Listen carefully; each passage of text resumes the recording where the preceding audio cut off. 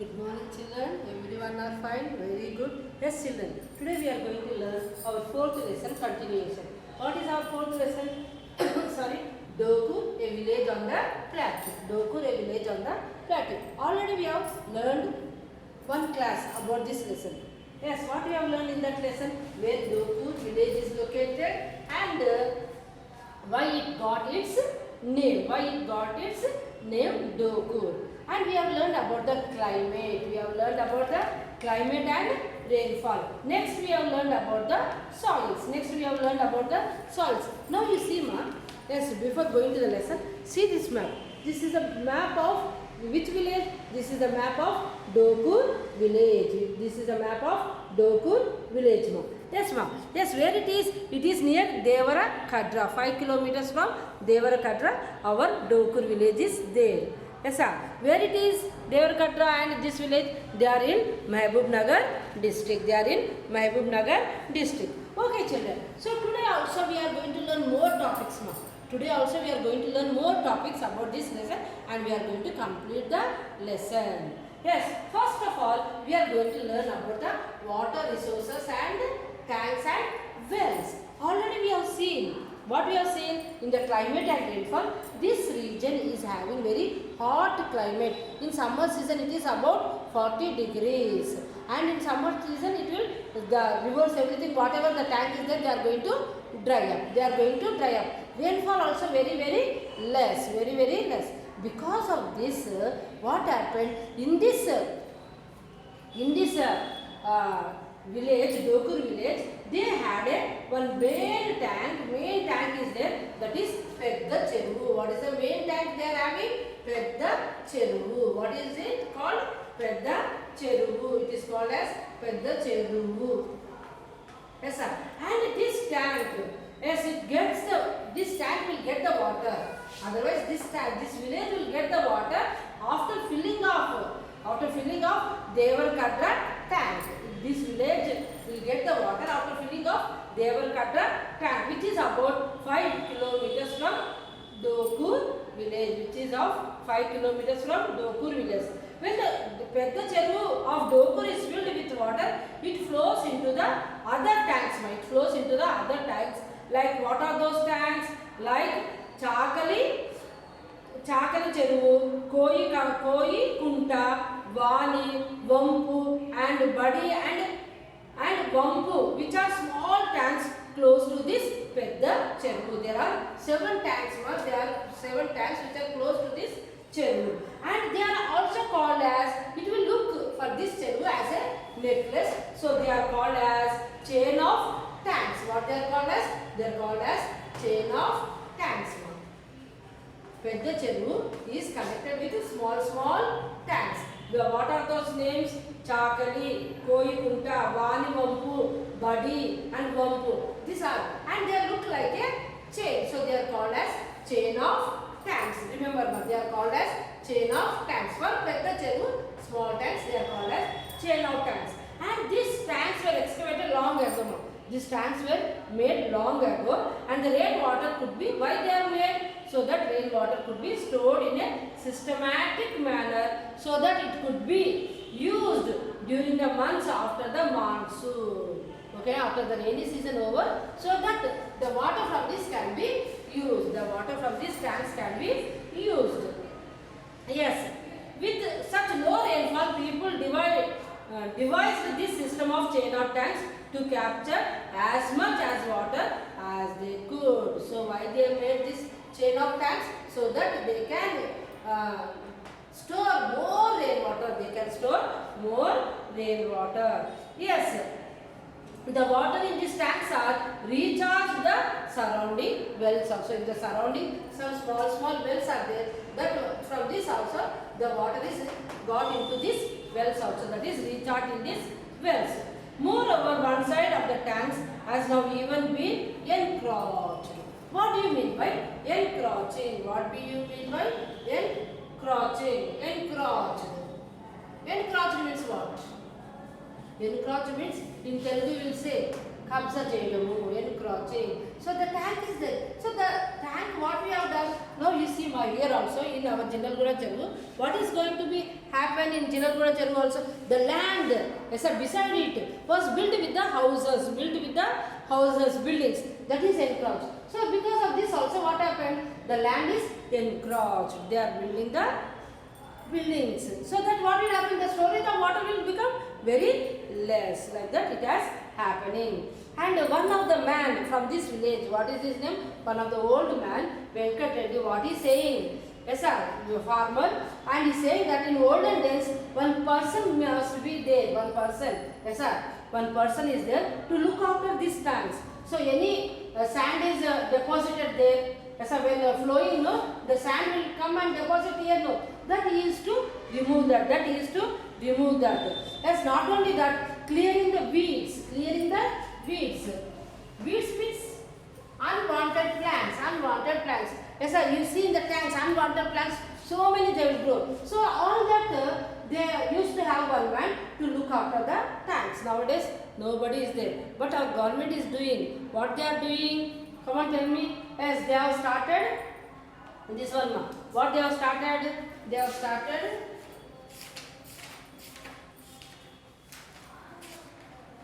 yes, Mission Kakatiya. They have started Mission Kakatiya, so that they are looking after the tanks.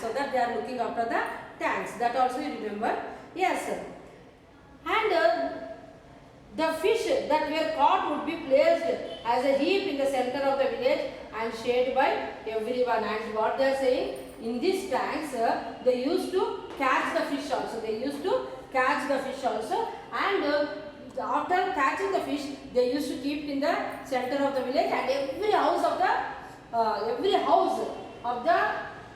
family of the Dokur village, they used to share them. And what they used to do, they used to grow the paddy also. Now the paddy crop is now dependent on bore wells dug downstreams of the tank and not on water drawn from the tank. Now they are growing the paddy. Before they used to grow the paddy by using these tanks only. But now what they are doing, they are digging the borewell. Nearby. They are digging the borewells and using the borewells only to grow the paddy.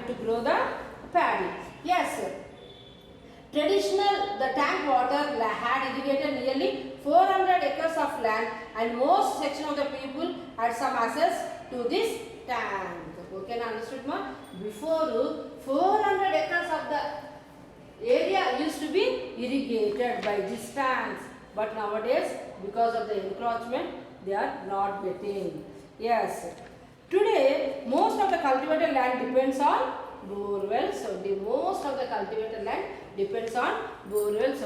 So next we are going to learn about wells and borewells. See children, go through the videos twice and thrice so that you will understand very well. When you are go through the videos, you read the lesson also for better understanding. Okay children, now we are going to learn about the wells and borewells. Yes, you know nowadays also. Yes, already we have seen in this region rainfall is less and Cheruvu also encroached. Because of that, what the people are mainly doing, they are digging borewells. Everyone are dependent on the borewells only now. They were dependent on the borewells only. The village did have wells that were 40 to 60 feet deep, but the wells have now dried up. Yes, the wells were there. They were dug up 40 to 60 feet, but now they were dried up. So they are using the borewells. And they stopped digging the wells. Now they stopped digging the wells and they started using the borewells. Yes. Over the years, with everyone digging the water, the depth of the borewells has increased. Yes, how much? 100 to 150. Yes, so wells you see 400 to 40 to 60. But borewells, how much they are digging? From 100 to 150 feet, they are digging the borewells.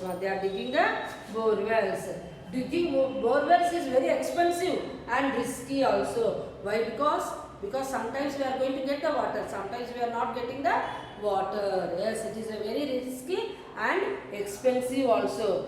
But one of the farmer, what is saying, his name is Mogili Anna. A small farmer says that it cost 1 lakh rupees to dig a borewell. To dig a borewell, how much it will cost? It will cost 1 lakh rupees. Yes, he dug 4 borewells and from that only one came into use. You see, he dug 4 borewells, but from that which only one it was working. Only one borewell is working. To make matters worse, water from the borewells is sufficient only to cultivate 1 acre of the land.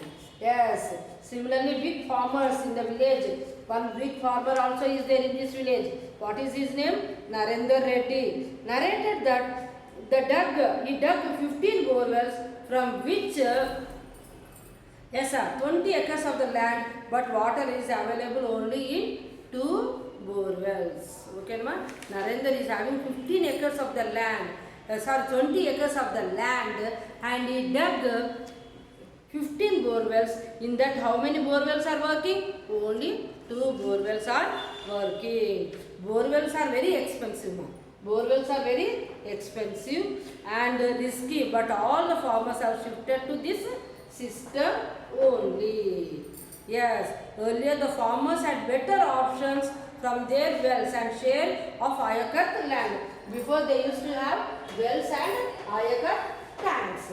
But nowadays, today, large farmers can take the risk and benefit from the access to deep ground water. Okay, children, that is about the borewells and wells and borewells. Wells and borewells. Okay, children. Next, we are going to learn about the crops and agriculture. As we have seen, agriculture is very less in this village. Why? Because it is on the plateau region. But they are growing. What they are growing? They are growing paddy. They are growing mainly paddy. Yes, sir. On which water they are using? They are using the borewell water and they are growing paddy. Yes, the farmers of Dokur grown cotton, groundnut, castor, paddy, basra, that is sajjalu, and alasandalu, pigeon peas, and kandulu, red gram. Okay, na? They are growing this one nowadays. Nowadays they are growing what? Groundnut, castor, cotton, paddy, basra, and sajjalu. And earlier they used to grow millets as food crops. Cotton is grown on nalla regadi. Cotton is grown on nalla regadi, black soils. Yes, sir. And groundnut and castor are grown in the fields of red soils. The area under the groundnut farming has decreased recently due to the threat of wild pigs. Due to the threat of wild pigs, yes, sir. Because wild pigs are coming and eating groundnuts, so there was a very bad threat of the pigs.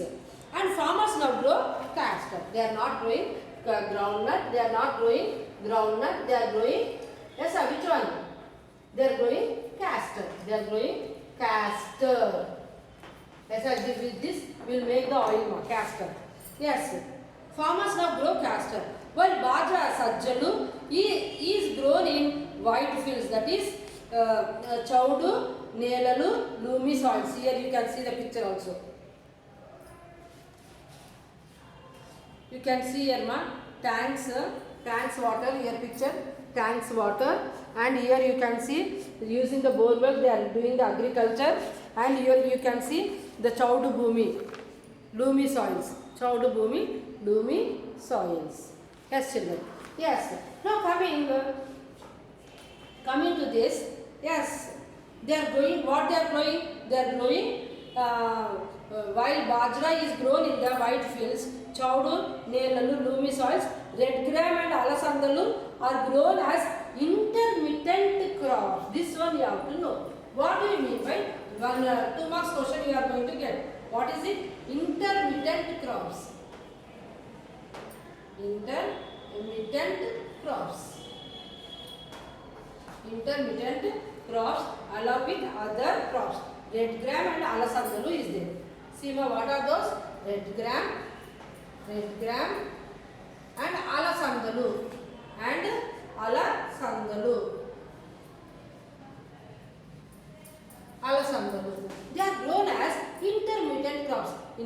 intermediate crops means nothing but what? Now we are growing mango trees. Mango trees we are growing. Then the between place will be there. In this they are growing the red gram and other small plants. Okay now. Then they are called as, this one are called as intermittent crops. What they are called as? Intermittent crops. Paddy is grown with the water of Pedda Cheruvu and Sampanga Vagu. They are growing paddy with the water of Pedda Cheruvu and Sampanga Vagu. Pits are dug in the Vagu stream and water is drawn from the with the motor pumps. If the stream dries up, the paddy crop also get destroyed. Because of that, what they are doing? Paddy and groundnut are grown by using borewells only. And in the months of October to January, and it is called as rabi crop. The farmers of this village, they will get the produce up to in 1 acre to 20 to 30 quintals. In 1 acre, they are going to get the produce 20 to 30 quintals. Over the decades, the cost of the agriculture has increased due to increased price of chemical fertilizers and pesticides and use of harvesters. The use of traditional manure has gone. Drastically reduced. Okay, now they are growing agriculture. How? By using pesticides, chemicals, all that only. The traditional manner they are not at all using now. Next coming is fruit orchards, fruit gardens. Next coming, we are learning about the fruit gardens. Some farmers of Dokur, what they are growing? They are having more mango orchards. These crops require less water. These crops, which one? Mango trees, mango garden. They require very less water. We have seen when we are growing paddy, if water is not there, the paddy is going to get, the crop is going to get destroyed. So there, what they are doing? They are having fruit orchards, that is mango. These crops requires less water and paddy and can be grown on the land previously used for groundnut cultivation. Before which they used for groundnut, now they are using to grow the mangoes. Yes, they grow some groundnut as intermittent crop in between the trees. Crop during the rabi season only. In the mangoes also they are growing intermittent crop like groundnut. Yes, in the which season? Rabi, that is October to January. Large farmers in this area uses sprinklers for irrigation. What they will use? Sprinklers, sprinklers? Yes sir, the pipe will be there, small holes will be there, from the holes water will fall. That is sprinklers. They will use the sprinklers. Okay, now for irrigation to give the water for their orchards. Now one question is there. Is the land used in Dokur sustainable? What do you mean by sustainable? Means again it can be used.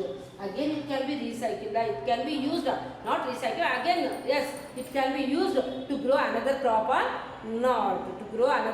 not. Why this question came? Means we are using more pesticides and chemicals. Because of that, the strength of the land will be decreased. Yes, sir, the humidity of the land will be decreased. Fertility of the land will be decreased. So if you grow another crop, we won't get any produce. Yes or no? Because of that, they are asking, is the land used in Dokur is sustainable? Already we have seen. Yes sir, here, what they are using? When they have grown the groundnut, the land is not so fertility. So what they are doing? They are growing mango orchards. And in that, they are using intermittent crop as groundnut. Fully not growing groundnuts, they are growing mango orchards. That the question raised. And what they are saying? Environmentalist. Those who study about the land, everything, they are called as environmentalist. Environmentalists believe that we need to plan the use of our lands in such a way that they remain productive for generations to come. Yes or no? We have to make the land in such a way that in generations they can use the land to do the agriculture. For this, we need to practice sustainable land use. This requires that the soil fertility be maintained and groundwater remains recharged. There should be a proper balance between the forest, pastures, and agriculture land and so on. Okay children, this is about is a land sustainable. Yes, we have to see that our land should be sustainable. Yes. Next we are going to see other livelihoods. Next we are going to see other livelihoods. Since farming employment available only for 6 months. That is Rabi season, we have seen October to January. Now, so what? Instead of farming and agriculture laborers, they are migrating to cities and towns in search of jobs. Besides Hyderabad, they also migrated to where? To the cities like Pune in Maharashtra and Goa, and they will return in the month of June. Sorry. Since stable income from agriculture unpredictable in this village, farmers undertake other activities apart from farming to sustain their livelihood. Then next we are learning about a cattle rearing. As this land, it's not suitable for agriculture. Yes, the land will have some small trees, no? So which is the food for the cattle, which is the food for the animals. So they are going to look after the animals also very well. When we have seen Penugolu, in that they will rear very less animals. Yes children, now we are going to learn about the cattle rearing. A few farmers of Dokur near cattle, grow cattle for milk, and milk is sold at cooperative societies run by the government. The price of the milk is decided depending upon the fat content present on it. Yes, sir. Now you know, yes, sir, actually cattle, why we are rearing? We are rearing to get the milk. And this milk also in the Dokur village, they are selling in the cooperative societies. And the price, these cooperative societies are of government. And the price is decided by the fat content in this milk. Yes, they get about 35 to 40 rupees for each liter of milk. Most of the buffaloes are reared for milk only. About 20 families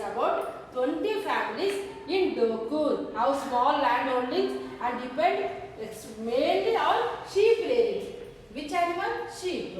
On sheep rearing only they are depending. And where they will take, the shepherd by Nagaraju said that we also have sheep to graze in the fields of real estate ventures surrounding the village and the nearby hills of Manyam Konda.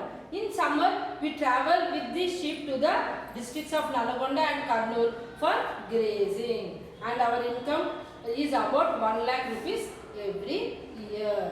Yes, so this is about our cattle. Yes, other activities and about market and our village settlement, roads and market, we will learn in the next class. Okay children, thank you.